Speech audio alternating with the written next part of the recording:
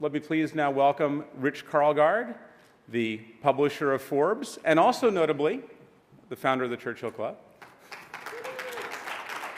And also, Michael Malone, veteran of Silicon Valley. And so this duet will discuss duets.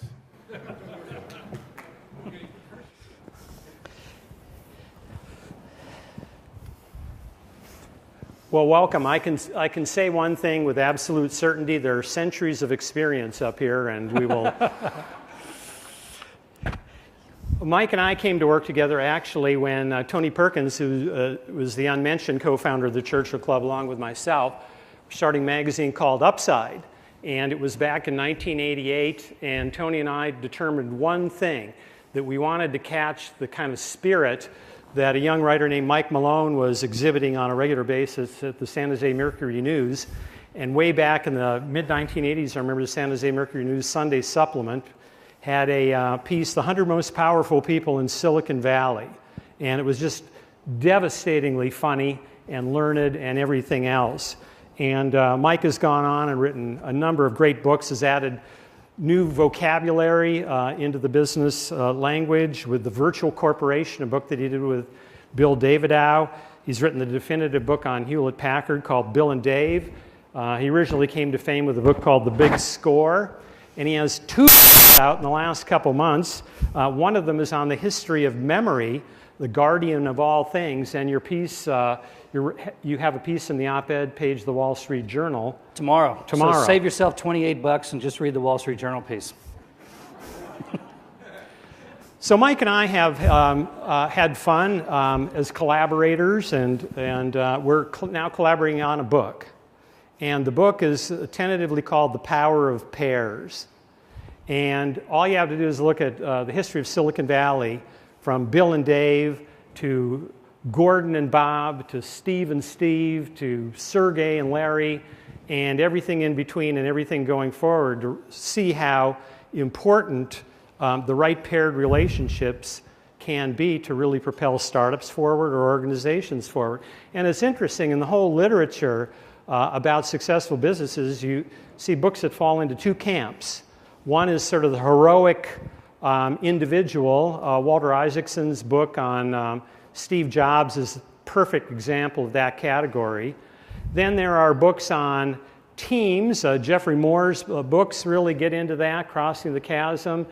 Jim Collins and others really touch on that. But the phenomenon of pairs, there are only two books out there, and they're both great contributions. One is by Michael Eisner, but it doesn't really have a lot of Silicon Valley relevancy. And then our own Avery Lyford is a contributor to a book called Blueprint to a Billion, which had a chapter on leadership pairs, looking at companies that had an effect of Mr. Inside and Mr. Outside. So anyway, Mike and I are at work, and do you want to add to that? And then yeah, we were sort of astonished. Rich and I were sitting down at whatever the Sun Deck is called this month, and we got talking about entrepreneurship. And the more we talked about it, the more we realized that we had spent our entire career celebrating these lone wolves, the individual entrepreneur out doing great things. And yet, when we looked closely at all the companies we knew out there, every one of them had been founded and run by a pair. And we realized that perhaps we had all overlooked something that was right in front of us, that there's a special power that comes from teams, from duos, who take on entrepreneurial challenge, who take on all sorts of challenges in life. And the more we looked into it, the more we realized that we had uncovered something quite astonishing. And so we set out to explore it, and we hope to do that a little bit today. I mean, this book hasn't been written yet. We want to open up our writer's notebook to all of you today and get your thoughts.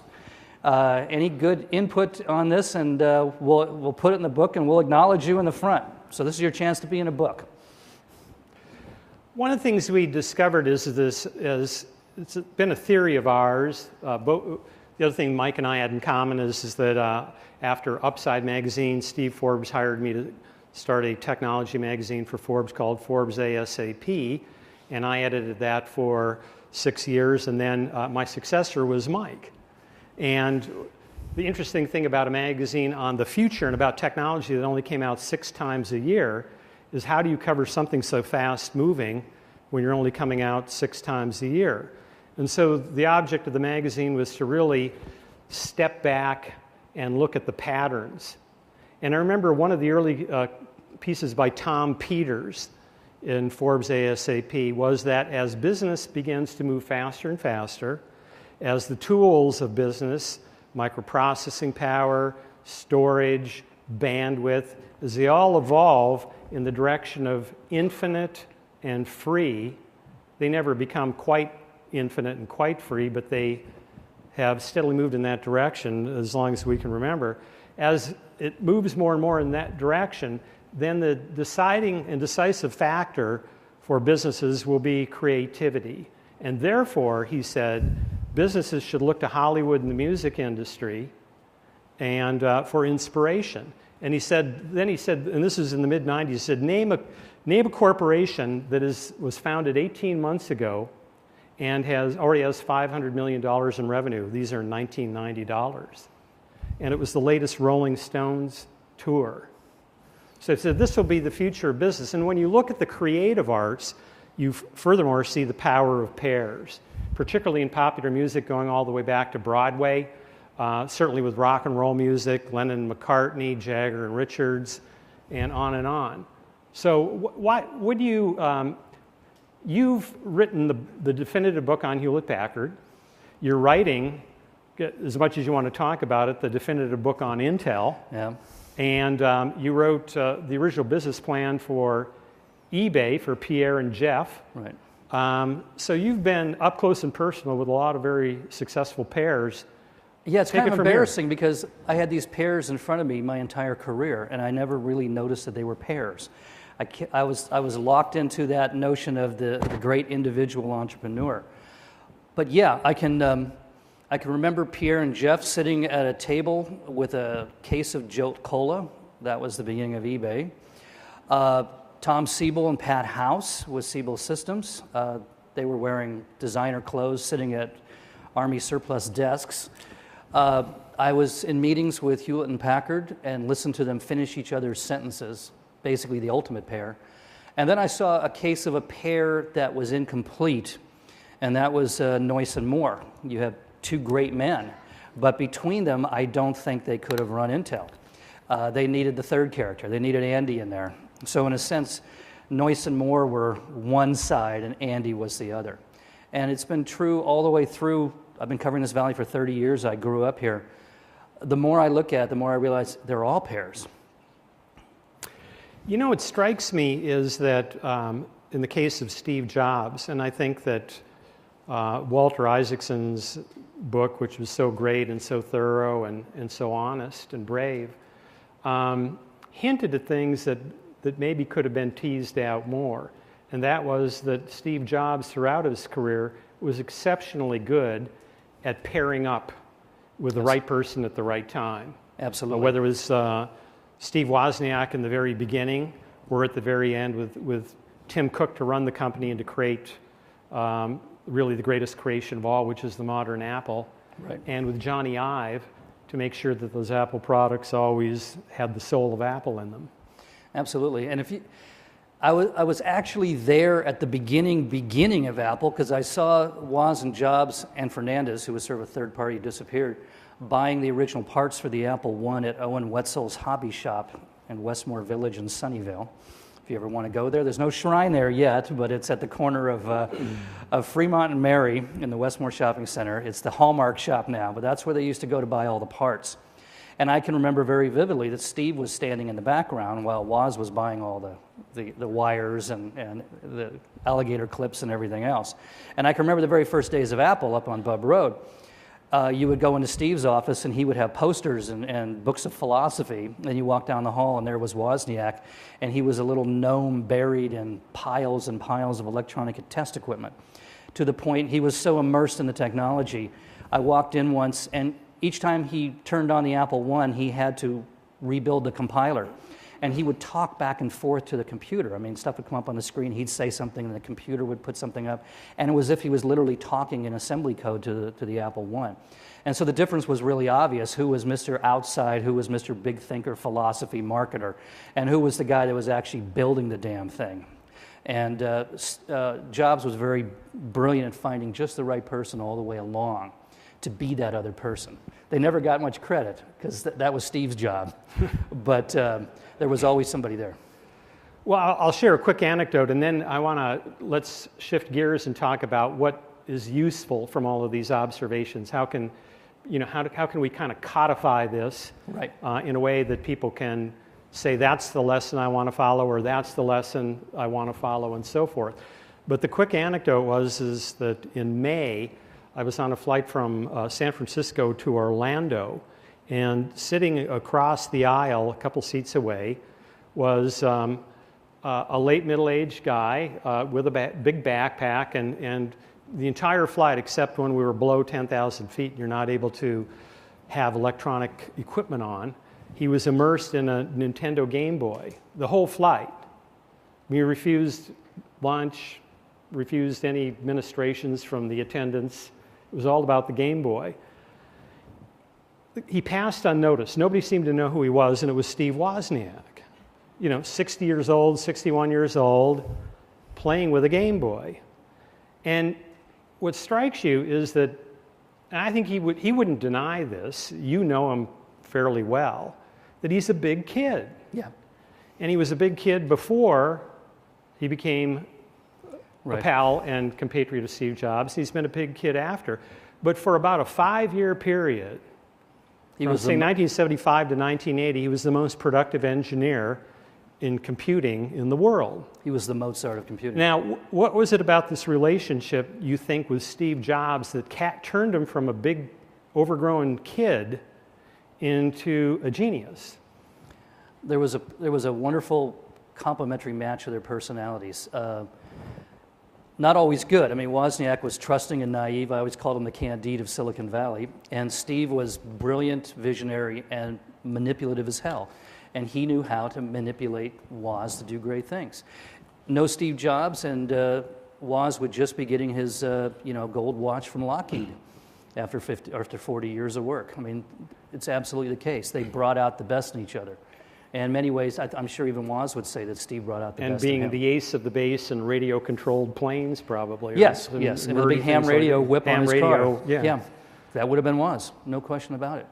Well, you and I have come up with a taxonomy that we're working on now because we want the book to be more than a sharing of anecdotes about great pairs, but really something that people can carry forward.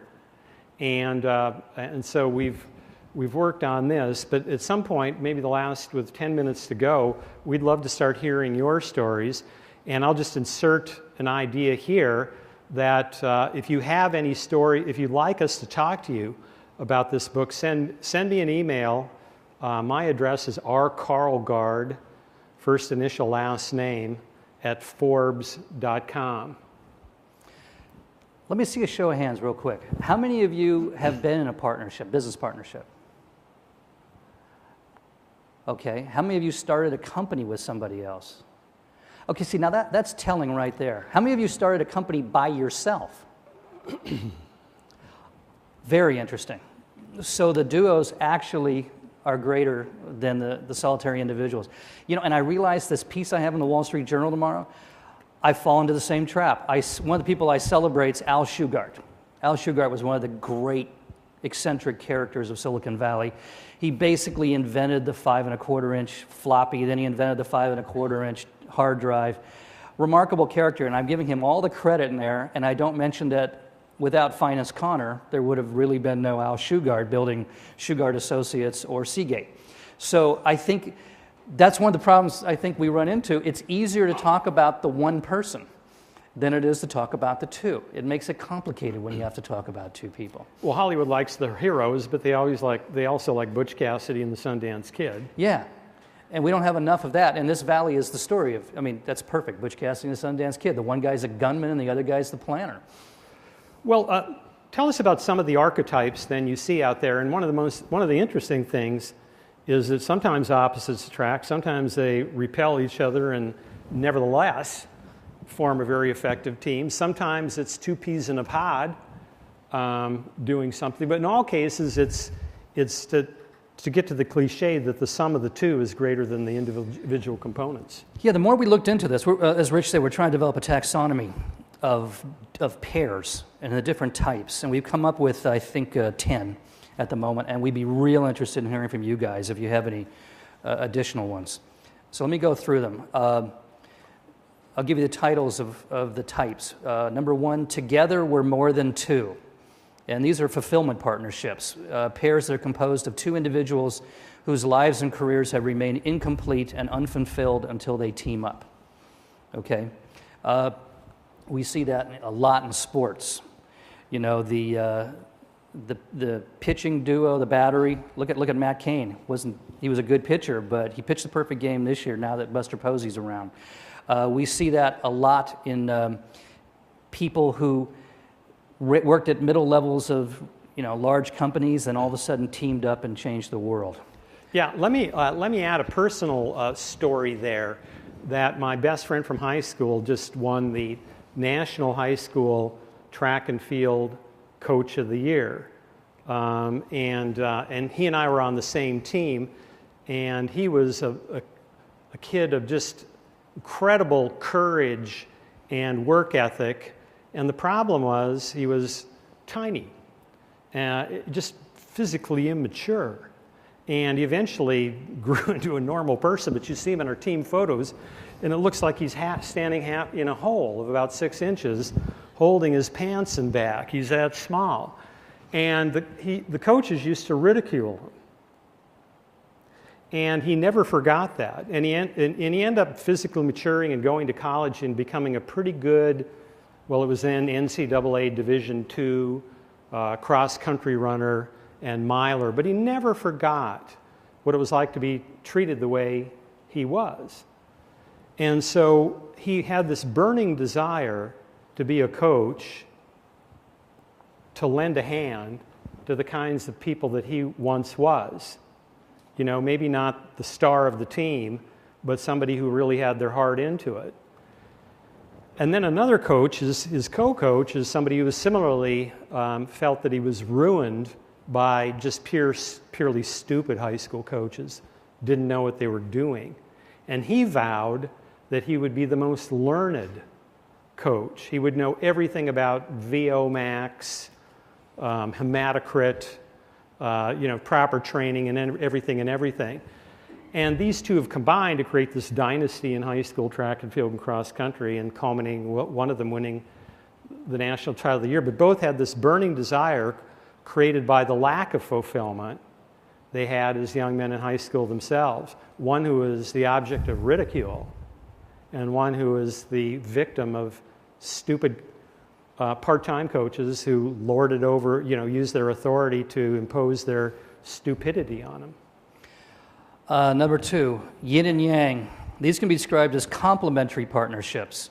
Pairs typically found among salespeople, educators, law enforcement officers, and criminals. We noticed one of those is Lucky Luciano and Meyer Lansky. And creative fields such as advertising designers and copywriters, where two different skill sets to combine to produce a complete and competitive force. In other words, the two members of the duo they're standalone individuals. They would do just fine, but together, the complementary nature of their skills makes them immensely effective. Number 3 is counterweights. And as opposed to the previous one, which is complementary partnerships, these are supplementary partnerships. They deal with not with skill sets, but with personality types. And like this shy person and the showman, the coward and the hero, the technical genius with the natural leader. Jobs and Wozniak is a classic case of that. You see a lot of corporations where one person... Well, we just saw the passing of Hal David, the songwriter. Baccarat and David. Burt Bacharach, remember, was marrying Angie Dickinson and showing up at all the Hollywood events and did all the interviews. And Hal David was in the background writing all the lyrics, making the songs work. And a very soft-spoken individual. So that's a classic case.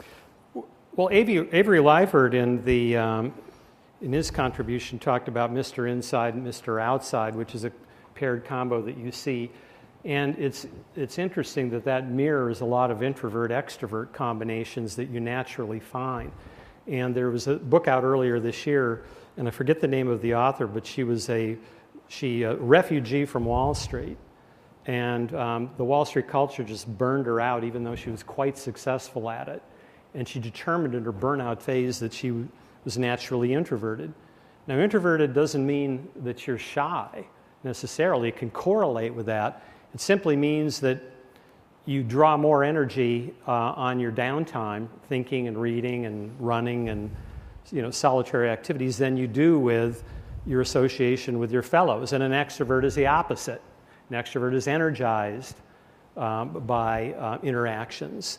But that I think the surprise bestsellerdom of that book, which was not written as a business book, but is being embraced by business, it points to, I think, the latent power, the untapped power of introverts in an organization. A lot of times the introverts in an organization really can come out when they're paired with the right person. Next one, Castor and Pollux. And these are the perfect partnerships. The ideal teaming of individuals who are so much alike they can take over from each other's duties with barely a hitch. And oftentimes these are siblings or people who are mates. Classic siblings is Orville and Wilbur Wright. You can have spouses like Ray and Charles Eames. And you can have different people who just seem to match up perfectly. And Hewlett and Packard were pretty much that. And yet, there were notable distinctions too. Yes. One was friendly, one was imperious. Right. Look at Orville and Wilbur Wright. When they're working together, apparently they finished each other's sentences and they shared each other's thoughts, but they argued all the time. It's just that there's some sort of wonderful match that comes, and in that respect, they're equals. Number 5, I call this one This Magic Moment. And those magical partnerships where two people meet each other and like sparks fly. It's the equivalent of a love affair, but this has to do with career or the art or something. And you see that with like Lennon and McCartney, Huntley and Brinkley. You read the stories where they meet each other, and 20 minutes later they realize they're going to work with each other and they make a million plans and that sort of thing. We think great partnerships we imagine to be like that. I don't think that's necessarily true, but sometimes it really is. Number 6, call this one Remember the Force. And these are mentor partnerships. And that's where the two members are unequal. You can have typically an older veteran figure who serves as a mentor and advisor to a younger partner. And we got the title, obviously, from Star Wars, the relationship between Obi-Wan Kenobi and Luke Skywalker. You see a lot of that in, like, sports. The classic one is Stan Musial and Tim McCarver. Apparently, something about being a veteran in sports, conveying your skill set down to younger players is a critical part of that field. Yogi Berra served that role for, I think, 2 generations of pitchers for the Yankees. The next one is Chained Together by Success. And these are antagonistic partnerships. Sometimes you get along you work really, really well with somebody who you despise. And it can be for reasons of lifestyle, personality, stage of their career, but you just don't get along with each other. Oftentimes this occurs in entertainment. Gilbert and Sullivan were famously at each other's throats. Rodgers and Hart, Mike Love and Brian Wilson, Lewis and Martin. The list goes on and on forever. The wonderful thing about it is they tend to produce extraordinary things. The bad thing is it must be a living nightmare. It must be hell on earth to be trapped in a partnership with somebody you truly hate, and to get rich doing it and be celebrated for doing it. Number 8, lifeboats, and these are rescue partnerships. These are pairs whose teaming up is perhaps their last chance at career or personal survival. The most famous one in American history is Grant and Sherman. If you remember, Sherman said, he stood by me when I was crazy, and I'll stand by him when he's drunk. And you have a terrific story from Alcoholics Anonymous. Their founders, weren't they rescue partnerships?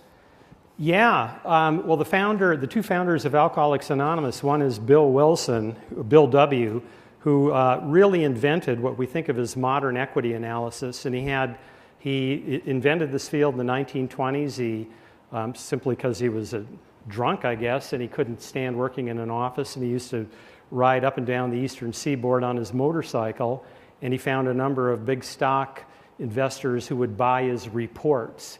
He would go to the bar, he would talk, he would get inside information on shipping rates and all of these things that were constituted intelligence that any equity analyst is going to do today. Of course, now comes the stock market crash of '29, and his drinking gets worse, and he's hospitalized several times, and he makes one big comeback in 1934. He tries to win a proxy battle for a tire company in Akron, Ohio, and it's going poorly, and he's got a couple of months of sobriety under him, and he hears this music at the bar, and he's drawn to the bar. And for some reason, instead of going to the bar, he turned to a telephone book, and he had this idea to call clergy in town to see if he just was desperate to talk to somebody else who had a problem with alcohol. And one thing led to another, and the other person was a broken down medical doctor who was on the verge of losing his practice. He was such a severe alcoholic. And that was the guy known as, his name is Bob Smith. So Bill and Bob were the founders. And so the founding of Alcoholics Anonymous is not when Bill got sober, it's when Bill got Bob sober. So two people on the edge of total annihilation, really, were able to save each other and form a movement that has saved countless lives. Number 9 is the artist and the angel. And these are investment partnerships. And that's where you have a pair of people with very, very different skill sets who enter into a partnership with very different interests and needs. And these are more like symbiotic partnerships. And a classic one from the world of arts is Theo and Vincent van Gogh, the painter and the gallery owner. But in American history in the last century, there was a very famous one. We oftentimes only know one of them. And this is the unique case where we know both players, because the investor was even more important than the artist, and that's Walt Disney and Ub Iwerks. You don't have Disney Studios, you don't have Mickey Mouse, and you don't have Snow White without the two of them. Disney was the businessman with a touch of the visionary in terms of the art and big picture visionary, and Ub Iwerks was the man who ran the animation studios and the guys doing all the drawings. I want to, since we have a few minutes left, if you don't mind, I'd love to have you talk about this combination of pairs that led to the creation of Intel, that not just Bob Noyce and Gordon Moore, but Andy Grove too, and how at any given time, two of the three couldn't stand each other. Yeah. But talk about the dynamics there, because I think it's reflective of a lot of people's experience in organizations. Yeah, I'm digging into the story of Intel to write this magnum opus, and I was lucky to have known Bob Noyce real well before he died. I did the last interview with him. And I've known Gordon Moore for a very long time, and Andy and I have had a very antagonistic relationship for about 25 years. I wasn't allowed inside of Intel for about a decade because of Andy's ruling. What's interesting about the trio there is that you have this sort of Olympian character, Bob Noyce, very charismatic. You charge the machine gun nest if he asked you to. You have the great genius, which is Gordon Moore, the man who devised Moore's Law. He was the B team to the A team that invented the integrated circuit, and he made the final sign-off on the invention of the microprocessor. So Gordon is, the ultimate scientist in Silicon Valley history. And the two of them were top managers. Noyce was running the show at Fairchild Semiconductor, and when they were frustrated with dealing with the parent company, they decided to quit, and they spun off and they founded Intel. And with those two names, Jerry Sanders at AMD always said it took him 6 months to get the money for AMD, and it took Gordon and Bob 6 minutes. They only had to make one phone call to Art Rock, and it was done. However, if you look at the story of Intel, these were two complementary individuals, but they were incomplete as a CEO of a startup. They needed somebody who would grab people by the throat and shake them and pound the tables and burst into tears and embrace them afterwards and keep the company. I've always said Intel made more mistakes than any other company in the semiconductor industry, but Intel was the only one that recovered from all of its mistakes. And that's because whenever Intel stumbled, Andy Grove ran over and grabbed the company by the collar, picked it up, kicked it in the ass, and said, keep going. And that's why Intel is the most important company in the world. Without Andy's presence, Intel would not have made it. But interestingly, I mean, I remember coming of age and coming of business age and hearing countless stories about how much Andy Grove and Bob Noyce couldn't stand each other, particularly Andy not being able to stand Bob Noyce. And talk about that and why it worked anyway, and what your latest conversation with Andy Grove had to say about that. Yeah, well, there was a whole Oedipal element to Intel. I think Andy, understandably, was running the company, and every time Fortune magazine came out, or Business Week, or Forbes, there was Bob and Gordon on the cover, getting all the credit. And I think that got underneath Andy's skin a lot. And yet, I interviewed Andy just a few weeks ago for the book, and he said that the one thing that haunts him is he really misses Bob Noyce. Noyce died in '88, and it shocked the Valley. There's never been as shocking an event in the Valley. Even Steve Jobs' death didn't hit the Valley as hard as Noyce's death. And you would think after all of their years of battling and everything else, it'd be a different feeling. But Andy really, over the years, he began to appreciate the balance between the two of them and the three of them that made it all happen. And he told me he really, really misses not being able to talk to Noyce. Well, we have one more. Real quick. We're out of time. Karen's giving us the hook. If you can do it in 30 seconds here. The distant God. And these are idolatory partnerships. These are the most unusual ones. It's the ultimate extreme where one partner is long dead and probably never met the living partner in person. And these are where you find some heroic figure from the past, someone you really admire, and to the point that you've internalized them, that they're answering your questions in your head. Some people do that with religion, but we've also seen in recent years Attila the Hun, Sun Tzu, von Clausewitz, folks like that people read everything they ever wrote, everything they ever said, and that becomes their benchmark. In a sense, that becomes their silent partner. So that's all 10.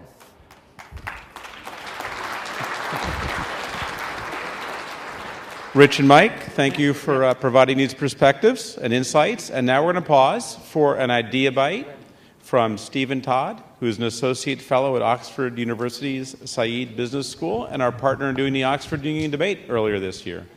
Thanks a lot. A quick soundbite on leadership and change. Creating and sharing stories are two of the most powerful things that leaders can do to enable change. Two quick examples, one big, one small. I joined HP Labs in the mid-'80s when they first set up in Bristol.